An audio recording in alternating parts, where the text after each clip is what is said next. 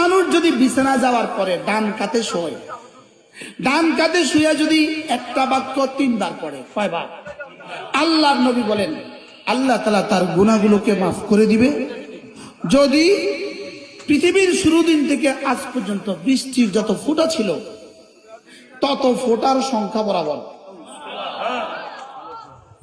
পৃথিবীতে যত গাছ আছে তত গাছের পাতা বরাবর।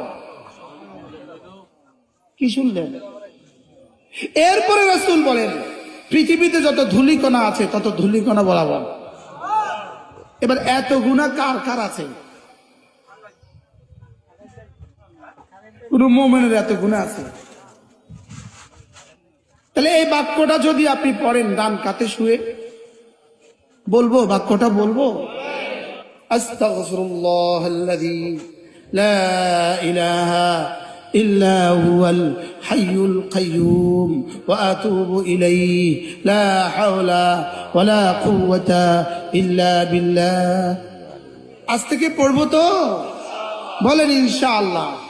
রাসূল জীবনে যখন যা করেছেন বলেন, আমিও আমার জীবনে তখন তা করব।